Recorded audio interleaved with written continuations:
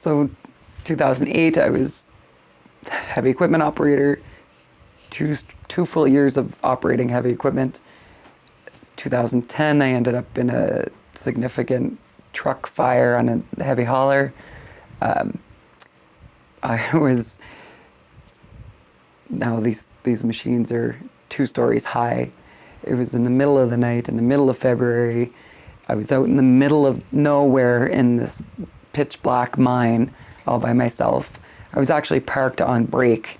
You get 3 20-minute breaks in a 12-hour period. I was parked on break at 11 p.m. at night, eating my lunch, and all of a sudden an explosion happened out the left side of my cab.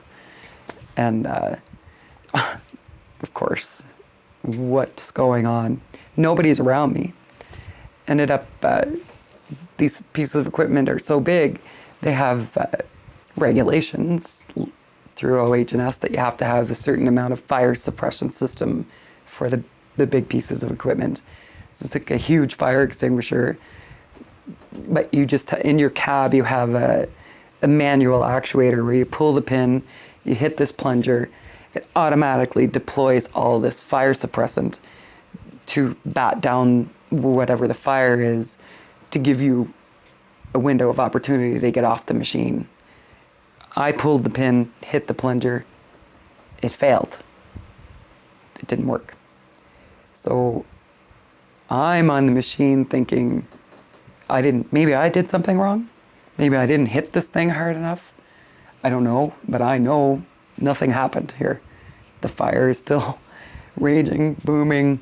I'm stuck in this cab, nobody's around me. And how am I gonna get off this thing? So I start hitting this plunger with all my might, and I'm on my 2-way radio trying to relay to people where I am, and the fire suppression didn't work, and blah, blah, blah. So I ended up having to get out of this truck on my own, and I got by the fire, thank God. But what very flashed in my mind was a fellow worker that had been burnt very bad a couple of years earlier when he made a decision to get out of a burning truck he was in. He opened his cab door and the fire backdraft at him. So when I was about to get out my driver door, I had flash of him and I didn't know what to do. Time is of the essence. Do I go out the driver's side or the passenger side? If I go out the passenger side, it's pitch dark now, other than the flames that are coming off the truck, because the truck is shut down. And there's no street lights, there's no nothing out there. So if I go to the passenger side, I have to go over a gear shift console, there's a computer panel, the passenger seat, my bag, other things on the cleaning supplies, get out that door, maybe be disoriented on the deck of the other side because there's smoke and it's not my normal route of travel. It's dark, I don't know if I should go that way.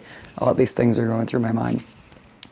So I decided to take a lesson from his incident, and instead of opening my door up all the way, I tested it. I opened and closed it really quick to see if the fire would come in at me, and it didn't.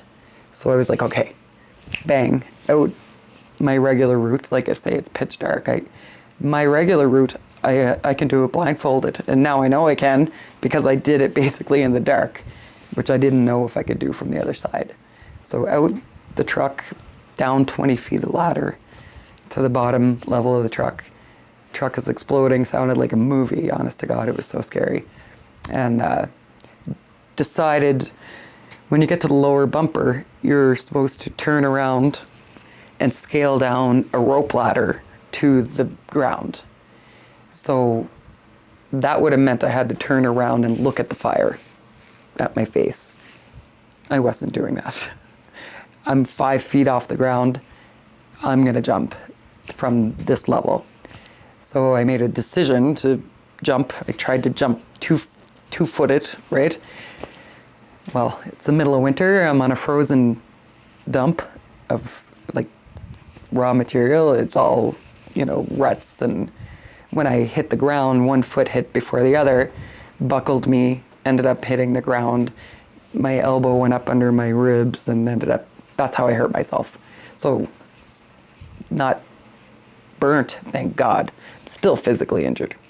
and scurried on the ground away from the truck, not knowing if it's going to explode on me or what. So ended up in the hospital.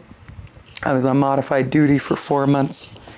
A lot of things happened. Well, that night in the hospital, for instance, the company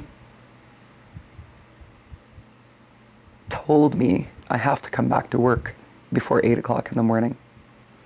I'm in the hospital. I have to get back to work before 8.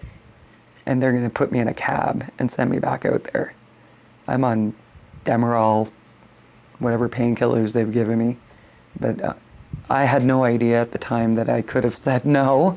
There was a supervisor there from my job saying, come on, you're going. And I mean, it's a 45-minute drive back out to site. Back out we go. I'm grilled by management about what my part is in the incident. I don't even have a clue, right? I'm injured. I'm on friggin' drugs to keep me from feeling so much pain. And here I am in a room all by myself with these guys trying to tell me that I did something wrong. And I had enough brain power to be able to say, no, this is what happened. When you're in a situation like that, you don't forget what happened. So left there, well, little did I know, but they didn't want a lost time injury. That was the reason to get me back to work before the shift was over. Because if I didn't make it in for my next scheduled shift, it would have been a lost time injury. And I wouldn't have made it in, maybe in a wheelchair. But anyway, so ended up on modified duty, which they have to do through our collective bargaining agreement, which I didn't realize at the time. They have to give you another job to do for being injured on the job.